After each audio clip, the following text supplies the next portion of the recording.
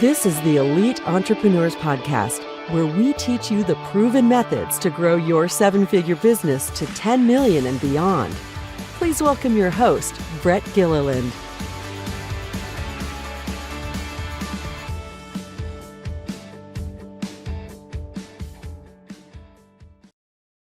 Welcome everyone to this week's episode of the Elite Entrepreneurs Podcast.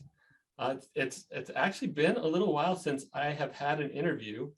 We share these episodes every week. It looks like a steady stream of interviews week after week, but my interviews come in batches. And it's been a while since I've had an interview, so I'm genuinely excited to share with all of you. My guest today is Megan Huber. She is co-founder of Structured Freedom, which is a company that I'm really getting excited about as I learn about it.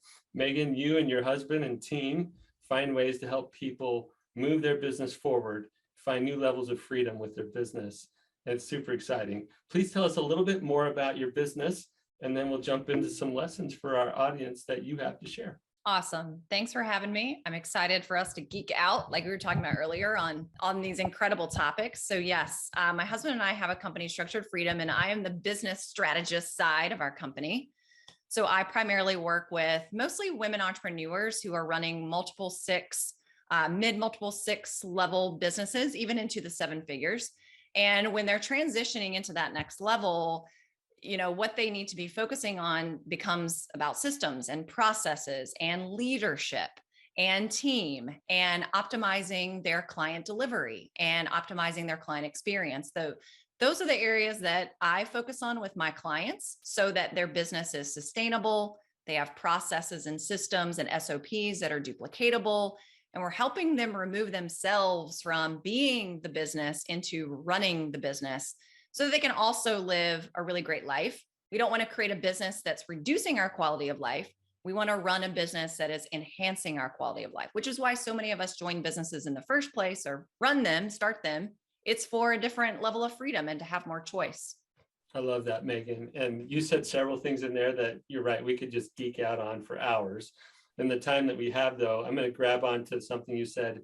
We got to help them remove themselves from being the business to now leading the business, building the business.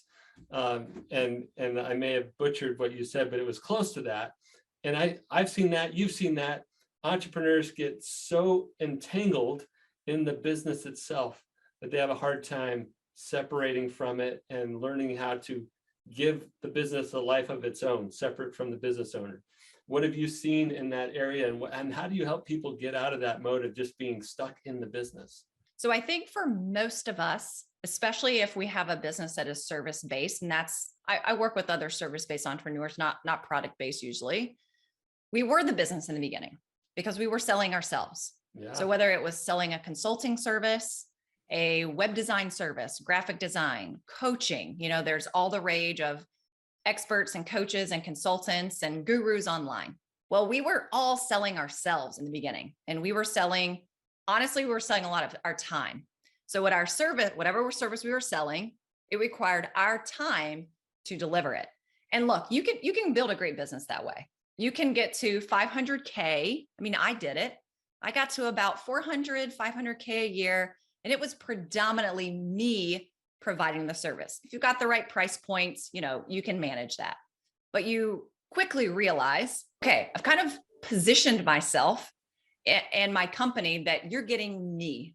And the only way to get results is through me. So now your audience believes that. And now you believe that. So in order to jump from, let's just say 400, 500K to $1 million plus, you cannot be the sole provider of what you're delivering, right? So that's number one. And what I hear a lot of my clients say is, well, people aren't going to buy my service unless they're getting me. So I typically see clients getting entangled in, they have to be the only provider of the service that was purchased from them. And they have a really hard time pulling themselves out of that because their entire message has been built around themselves. So that's the first thing that has to change. The number two, I think a lot of us, even though we're visionaries as entrepreneurs, you kind of have to be, we're also doers. We're doers. And, most of the people I know, we all had some sort of job before we started a business. I was a high school teacher before, and I was doing all the do. And so then we naturally, again, in the beginning, you can kind of get to multiple six figures doing a lot of your own marketing, doing a lot of your own content creation. You can have your own sales calls. You can figure out how to sell one to many, but you're still doing it from off of video. You're the finance person, you're your CFO, you're running the operations. If you can go create a graphic on Canva, you're jumping in and creating a graphic. We're smart people. We know how to do all those things. And I think we get really accustomed to that, and we get really used to that routine. And then we start believing I'm only as worthy as the amount of work that I'm doing. And so I do believe that part of it is changing that belief first, because if we don't change the inner belief, how are we going to make different external decisions? How are we going to take different external actions? So then it becomes, do you need to replace yourself as a salesperson? I think one of the places to look first is open up your calendar. If you look at your calendar, is there space for you to have sales conversations, right? Like that's kind of the lifeblood of a business. If we're not making sales, how are we staying in business? And if you're making sales through conversations, you have to have time allotted for that. Look at the calendar. Do you have any time to have sales conversations? If the answer is no, guess what? Maybe it's time to bring in a closer or bring in someone who can at least set people up and then you can close them. Or are you noticing, wow, I'm in client delivery, I'm making sales calls, but I don't have time to market myself. Things are falling through the cracks. It's not happening consistently. So we start looking at what's not happening consistently, what's falling through the cracks, what am I not moving forward fast enough? Look at that first. And then, oh, by the way, we all have lives, right? I'm married. We have an 11-year-old daughter. And if I start, sitting in my office until 7:00 at night every night, if I'm working on the weekends, that's a sign that I'm still taking on too much. Maybe I need to delegate, bring on new people. So I think stage one is you're evaluating and analyzing how am I spending my time, and am I able to grow my company and reach my goals the way that I'm operating right now? If the answer is no, I need to make some changes, and I need to make some changes fast that are also in alignment with the direction I say I want to go, and do what's required for that. I love that you took us right to the calendar, Megan, because I've heard several versions of I'm just so busy, like I don't have any time, or I can't run fast enough. There's too much to do. And yet nobody takes the time, or rarely people take the time to look at the calendar and see, where am I investing me? Where am I putting my time? And once we see that pretty clearly, it doesn't take long. You can inventory your time for a couple of weeks and see patterns. And then you can start to see, oh, to give myself back, X number of hours a week, maybe I could outsource this, or maybe I could hire a part-time that, or maybe I hire a full-time appointment setter or closer, as you said. And it's not that hard, but we get so wrapped up in the comfort zone of, well, I did all this stuff to get me here, and I know how to do it, and I do it well, and it feels pretty good to crank out this much production, but it's often $10 an hour work or $100 an hour work, when we need to be elevating our level of contribution to $1,000 an hour work or $10,000 an hour work. And I see so many business owners get stuck in their own creation. And you put it so well. So yeah, and I think it starts with the way we're thinking about it. Your original question was transitioning from being the business to running the business. It starts with how are we thinking about our business? How are we thinking about our role in the business? So again, everything starts with thoughts. How are we thinking about our role? Then that's going to create the action that we're taking. So rather than thinking, I have to be on the ground floor of I heard a client say this the other day. She said, even though I have team, I still feel like in order for me to grow and continue to generate the level of income that I want to, I'm still on the ground floor of my business. And I still feel like I have to be there. And catch the word, I still feel like I have to be there. The thought she's thinking is producing that feeling. And she has a team of 5 people who could absolutely be taking over a lot of things. So, the other place just to evaluate and analyze is kind of take yourself out of yourself and observe your thoughts. How are you thinking about it? Are you thinking about yourself as a doer who's just really good at doing all the things and feels good there? Or are you thinking about being the manager, the leader, the visionary who's kind of orchestrating your cast of actors and actresses, or your violinist and your, the string and the drums? Which role are you playing? Which one are you thinking about more often? We often talk about the difference between the $1 million entrepreneur and the $10 million CEO. And a lot of people could care less about becoming a CEO or $10 million even in revenue. But take the principle, right? If you are $1 million entrepreneur, somebody who built that thing from the ground up, how are you going to change the way you think about yourself and your role in the business to get out of the doing and now become the leader of a growing business, a business builder? And so I love that you took us down this path of thought, Megan. Let's spend a few more minutes there. What are the predominant thoughts that you see holding people back? Or what are the predominant thought breakthroughs that help them move where they need to go? Okay. And you've already alluded to some of these, so maybe we're just naming some of the things you've already kind of referenced, but I love this train of thought around it. Starts with where your head is. It does. So again, I work a lot with women, so this could be different for men, and you can speak to, okay. to the yeah, men's women side. who are listening. Yeah. So, okay. It's kind of sneaky. We will use things like, okay, so again, just notice what you're noticing about your dominant thoughts.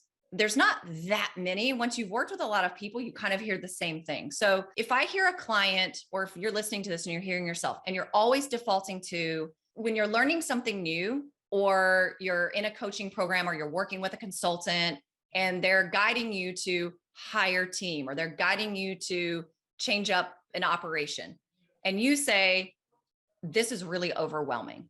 If that's your response, I hear that all the time. I also hear, I'm confused. So we get into a state of overwhelm. We get into a state of confusion. Not that we really are, it's thoughts, right? So we're getting into a thought of, I'm confused, the thought, I'm overwhelmed.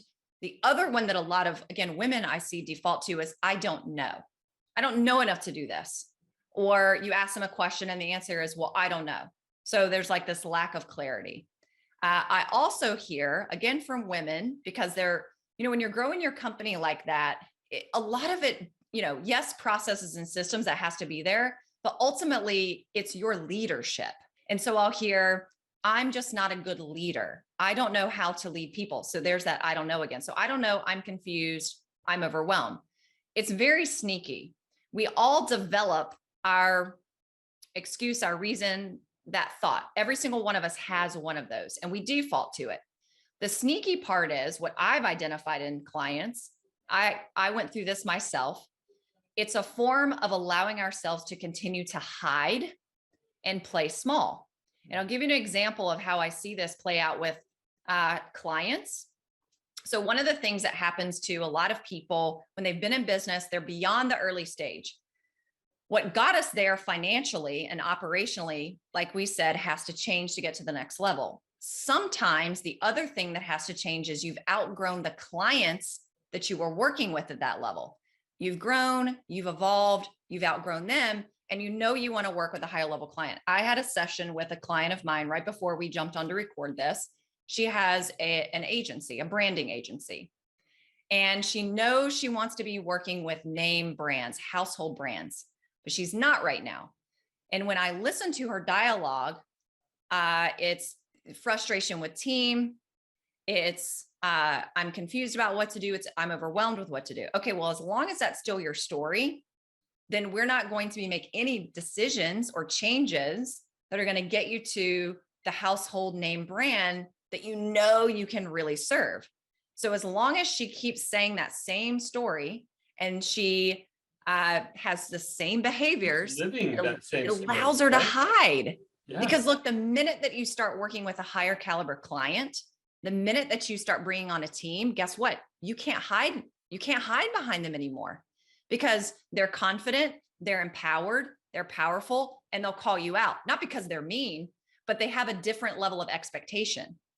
And so you can no longer hide. So whatever's going on in your mind, more than likely, it's allowing you to stay small and hide and stay right where you are. And then we start looking for, well, I just need somebody to tell me like what the strategy is. And it's like, well, the strategy doesn't matter if your thinking doesn't align with that. Yeah. And I already know that you are an expert when it comes to systems and processes and team and leadership, but you're really good at this mindset stuff, I can tell. And it doesn't matter how much of the other you have. It doesn't matter how much process, system, leadership, team. I mean, if you don't get this right first, you're kind of in trouble, right? You get stuck. Yeah. You live that story. Yes. So we got to get the story right first. Yes. Yeah, I love that. Okay, so I don't know if this is even a fair question. Are you able to share ways that people can work on their story? What ways have you found people making progress around this? Because we all have stories, and even if we want a new set of story or a new set of stories, like how do we go from old story to new story? Is it as easy as a decision that says my new story is this? Or what have you seen that helps people make that transition? I think it could be. I think there's so many variables and factors. Can you get to a point where you can do a lot of self-analysis, self-awareness, self-coaching? Yes. From my personal experience and personal observation, I'll just say I grew up an athlete. My brother was an athlete. I played tennis. So it's an individual sport. You're over there by yourself all the time. Mind.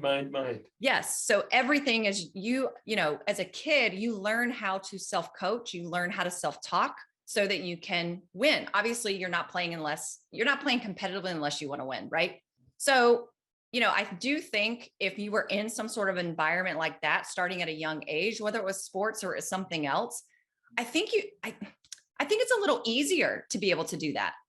Now, if you look at any professional athlete, like let's take Serena Williams, she has a coach. She's got a coach. Probably has multiple coaches, different types. Right? She has multiple coaches, all different types. And I love studying her coach and his coaching philosophy, because his coaching philosophy it's all about figuring out how is my player thinking. Then he guides the strategy and the structure. Now, back to your question, like, what do we do? Most of us, if not all of us, we can't see the label from inside the jar.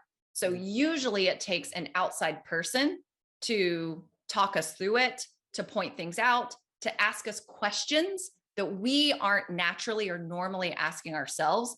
So honestly, the absolute best way to go is to work with someone who is an expert in that, whether it's a coach, somebody who understands mindset, hypnotherapy, quantum physics, that kind of world. That would be the best thing to do.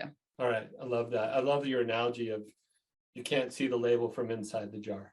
You need some eyes on that label. However, you can get eyes on it, and then you can start to work with it. Otherwise, you're just stuck in the story. You're stuck in that. Yeah. I mean, we exist inside of our own bodies and minds 24/7. So the only filter we have is the one that we have. Yeah. So we need an external person who's not.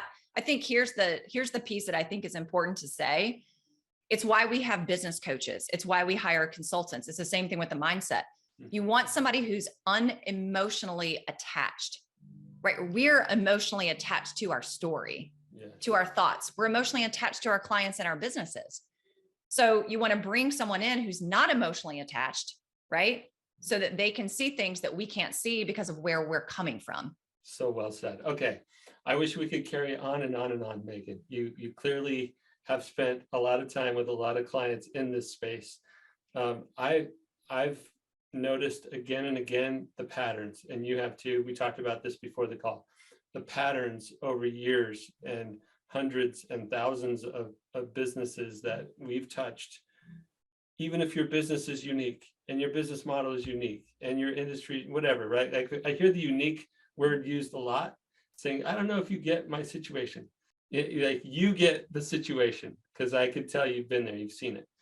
And mindset is key, and the ability to separate self from business so that you can start to elevate the level of your play, to do higher value add stuff.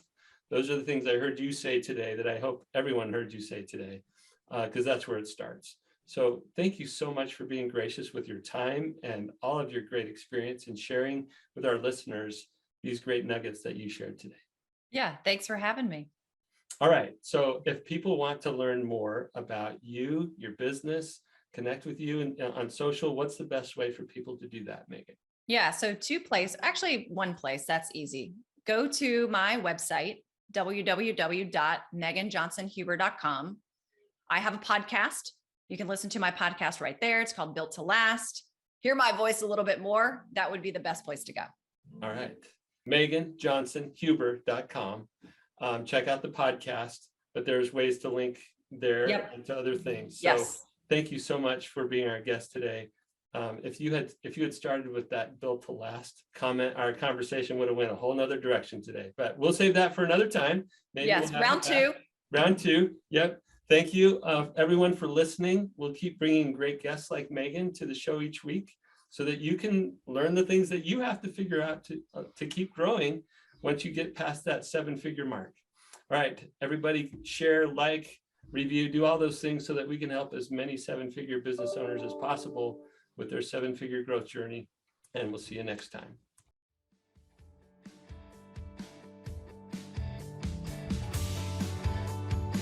You've been listening to the Elite Entrepreneurs Podcast with your host, Brett Gilliland. Be sure to leave a rating and review wherever you listen to your podcasts.